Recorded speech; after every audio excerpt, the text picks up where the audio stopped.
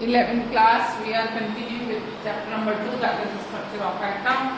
Today we will talk about the radius of Bohr, that is known as Bohr radii. Radius means that is actually atomic radius. So when an electron moves, this is nucleus and this is orbit. Electron is moving here, and in that condition it is containing two force mv square by r and z e square upon r square. Okay, one is a centrifugal force, another is a centripetal force. So both forces are equal and opposite to each other. That's why they are balancing each other. That we read yesterday in Bohr's theory. Z e square by r square, that is equal to mv square upon r. Z e square upon r square is equal to mv square upon r. So Z e square upon r, one r will be cancelled here. So now the next will be Z e square upon r is equal to mv square.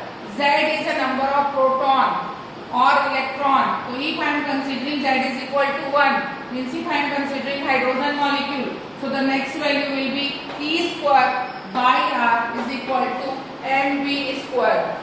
E square by R is equal to mv square. Now as yesterday we read that angular momentum mvr is equal to nh upon 2 pi. mvr is equal to nh upon 2 pi. From that formula we will try to get v. So v is equal to nh upon 2 pi mr. v is equal to nh upon 2 pi mr. As we are knowing that the value of v here is in square, so the whole value of v will also convert into square. So v square is equal to n square h square 4 pi square m square r square. All the value is converting itself into the square. Now put the value of v in this equation. So e square upon r is equal to m. Then n square h square 4 pi square m square r square. The whole value is here.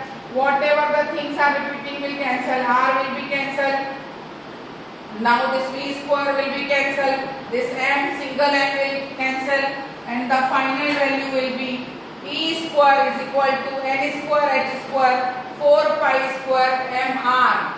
E square is equal to n square h square 4 pi square mr.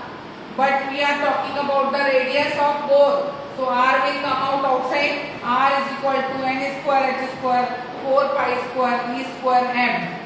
We are knowing the value of all. H is Planck constant 6.62 into 10 to the power minus 37. Then pi is 3.14. Charge of electron is 1.67 into 10 to the power minus 19. M is equal to 9.1 into 10 to the power minus 31. Putting this all value, we are getting final formulation. R is equal to n square 0.529 into 10 to the power minus 8. Through this formula, we can get the radius of Bohr. Okay, we have two forces, that is square upon r, mv square upon r. Both are equal. Then r is cancelled. After cancelling r, we are considering z as a 1. So our formula will be e square upon r is equal to mv square. Now we are taking angular momentum. mvr is equal to nh upon 2 pi. We will find out v here, because v is square, so the whole value will come in square. Putting this value in place of this v, cancelling all those things which are being cancelled, and the final formula is for radius r is equal to n square h square 4 pi square m. And putting all the value, we are getting r is equal to n square 0.529 angstrom. Now we are coming into the energy of electron in different orbit. Energy of electron in different orbit is a sum of two energy. First is the kinetic energy and second is the potential energy. Energy of electron is a sum of two energy, kinetic energy and potential energy, Ke plus Pe. So kinetic energy for any element is always half mv square. Potential energy is P is equal to minus Z square upon half. Both are total. So the total energy is equal to half mv square plus minus Z square upon R. So this is the total energy. But Here we came to know mv square is equal to ze square upon r. That I have taken from that formula. Mv square is equal to ze square upon r. So in place of mv square, I will put ze square upon r minus ze square upon r. What I am saying, that the energy of electron is a total of potential and kinetic energy. Kinetic energy is half mv square, potential energy is minus z square upon r. But in that formula we are knowing mv square is equal to z square upon r. So we are putting the value of mv square in this equation and we are getting E is equal to half z square upon r minus z square upon r. If we are taking LCM of this equation, we will get E is equal to minus ze square upon 2r. Energy will always be in minus, that is why minus sign is there. Now we are putting of value in this equation, the value of r. What was r? N square h square 4 pi square E by n. So minus 2z square upon 2n square h square 4 pi, this is pi, 4 pi square z square n. Okay, so what will be there? 2 1 ja, 2 2 ja.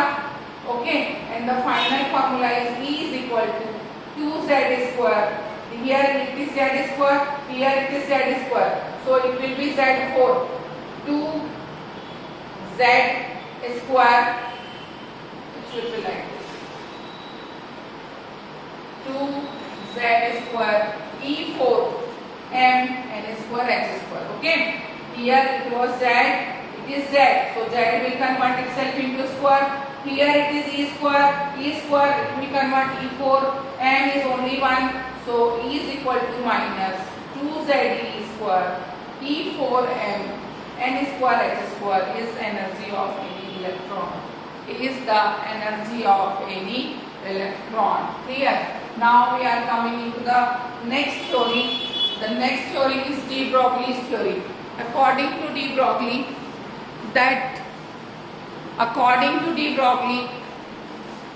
material like electron is behaving in two parts, wave and particles. Like light is behaving to that relate in electromagnetic wave as a wave and particle. On the same way, electron is also behaving as a wave and particle. This two behavior of electron is considered as a dual nature of electron.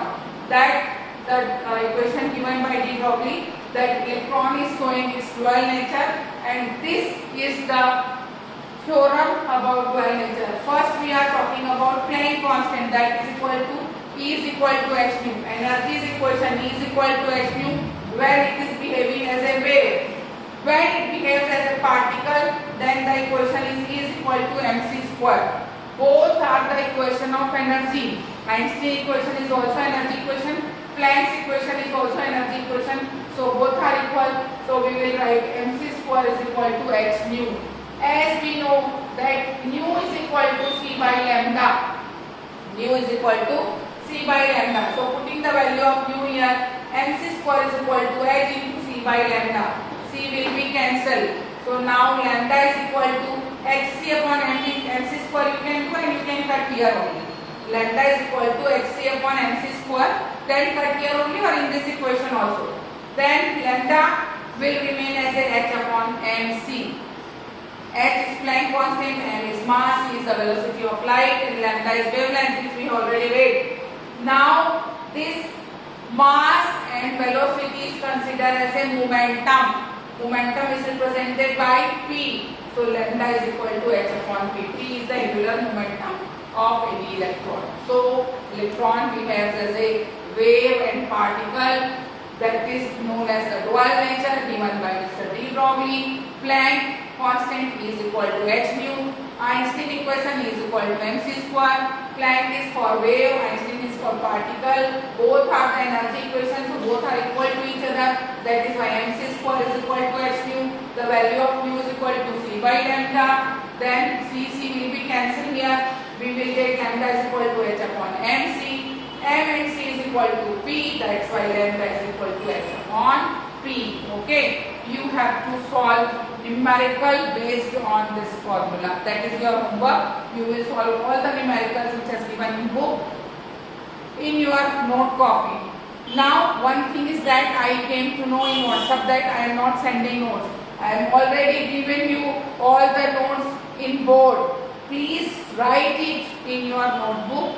This is only your note. You are not studying in 10th class now. You are in 12th, 11th class. So definitely you will have to refer your book with this notes.